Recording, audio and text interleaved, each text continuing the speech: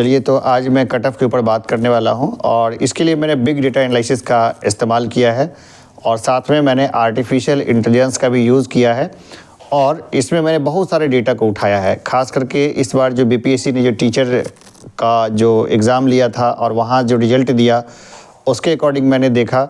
इसके अलावा जो नंबर ऑफ़ सीट्स है, जितनी सीट्स है और जितने फॉर्म गिरे, जितने लोगों ने एग्ज़ाम दिए, दूर दूर सेंटर रहे और साथ में जितना कंट्रोवर्शियल बनाने की कोशिश हुई इस एग्जामिनेशंस को और कई सारी कंट्रोवर्सी जुड़ी भी, उन सब को मैंने इसमें शामिल किया है और इसके लिए मैंने जो जितना हो सकता है कैलकुलेशन वो सही तरीके से किया है और कुछ मैं बताऊंगा भी। और साथ में मैंने फर्मी टेक्निक का भी इस्तेमाल किया है।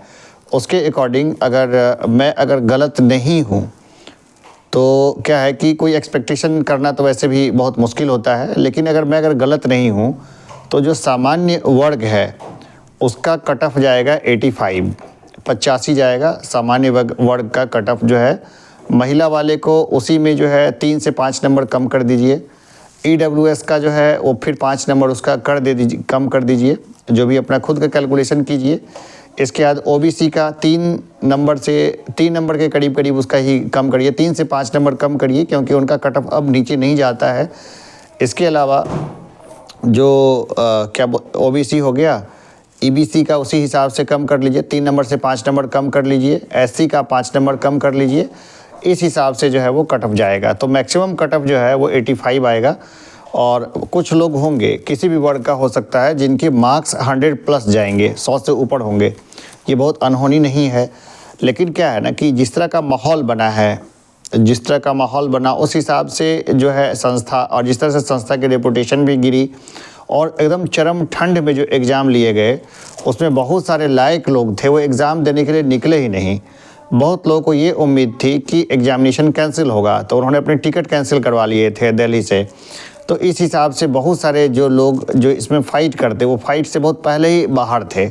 इसके अलावा आप ये भी देखिए कि बहुत सारे लोग जो टीचर्स वगैरह में गए हैं तो कितना 39 नंबर पे जिनका सिलेक्शन हुआ, उन्होंने 120 गोला काला किया था, फिर भी उनके जो है नॉन नेगेटिव मार्किंग में उनको 39 नंबर आया और वो भी सिलेक्ट हुए। ऐसे बहुत सारे लोगों को मैं जानता हूँ, निजी रूप से भी जानता हूँ।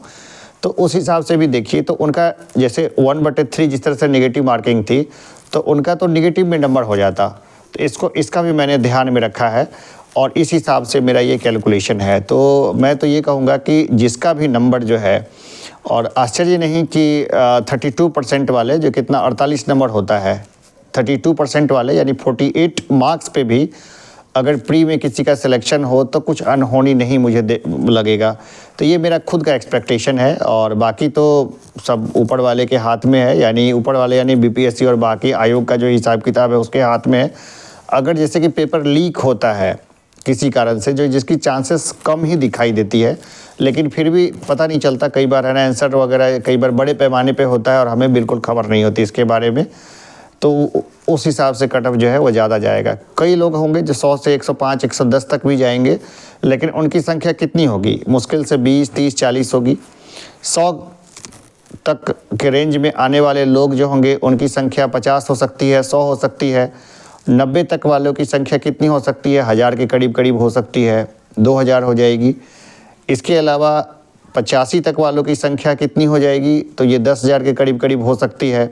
तो इस हिसाब से जितना कि 20,000 कम से कम रिजल्ट देना है, तो इस हिसाब से आप देखिएगा तो बहुत अनहोनी नहीं है कि बड़े पैमाने पर लोगों का रिजल्ट हमें देखने को मिले। और जिनका पेपर अच्छा गया है उनको तो तैयारी करनी चाहिए मेंस की। जिनका पेपर अच्छा नहीं गया है उनको ही मेंस के रेस में रहना चाहिए, क्योंकि ये खुद का ही अनुभव मैं बताता हूँ कि जैसे कि मैंने मेंस की तैयारी करने के बारे में नहीं सोचा था और एक आया था बीच में लेवल 9 का पोस्ट था, बीपीएससी ने उसका लिया था, तो उसमें रिजल्ट भी कई लोग अपना नहीं देखने का जहमत उठाए कि अरे यार सारा question he out of syllabus था, पता नहीं सिलेक्शन हुआ होगा या नहीं होगा। और सामान्य वर्ग से लेकर के सभी वर्ग का कट ऑफ बहुत नीचे गया, कुछ 50-55 से कट ऑफ जो है उसमें तय किया गया था। वो मैं पोस्ट को लेवल 9 का पोस्ट है, वो कुछ मंत्रालय में कुछ वो अच्छा पोस्ट था, वो बीपीएससी ने निकाला था, मुझे ध्यान नहीं आ रहा।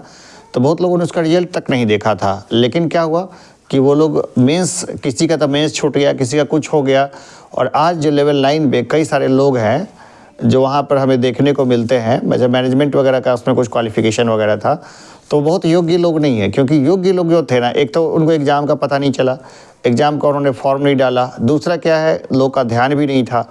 तो ये सब इस बार भी था। बीपीएससी 70 में बहुत सारा इशूज़ रहा, मतलब आयोग की तरफ से भी, जैसे कि बहुत पहले एडमिट कार्ड नहीं देना, तो लोग को संशय हो गया, फेक एडमिट कार्ड हो गया।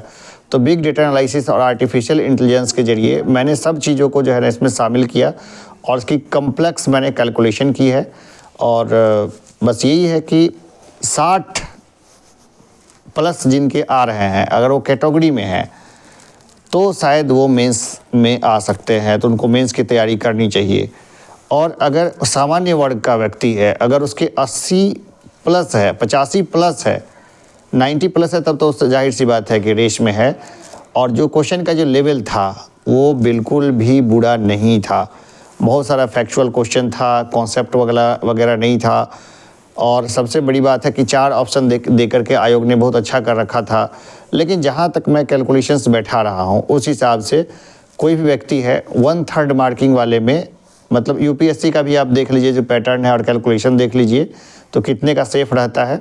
यानी 100 नंबर का पेपर है, अगर किसी ने 60 अगर सही अटैम्प्ट कर दिए ना, तो वो पीटी में क्वालिफाई लगभग क्वालिफाई होता है। 60 अगर सही अटैम्प्ट कर दिए, 10 क्वेश्चन जो है माइनस प्लस चलता है उसमें।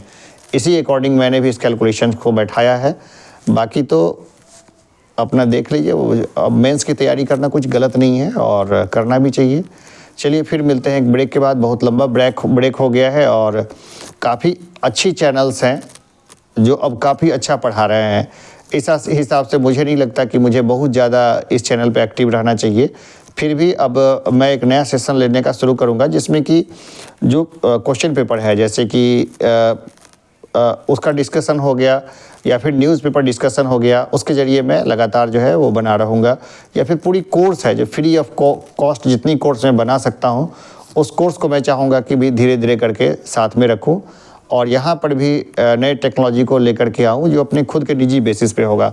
जाहिर सी बात है कि जॉब और काम के प्रेशर में क्या है, जो कई बार मुझे मौका नहीं मिल पाता है। और आजकल तो जितने भी सरकारी काम है उसमें प्राइवेट जैसा ही काम होता है, यानी कि लगातार 24 आवर्स का जॉब होता है। तो इस हिसाब से जो है वो समय निकालना और समय को चुराना बड़ा मुश्किल लगता है। फिर भी मेरी कोशिश रहेगी कि जो बेस्ट हो सकता है ना उसको करूँ। तो चलिए हम फिर मिलेंगे एक ब्रेक के बाद। धन्यवाद।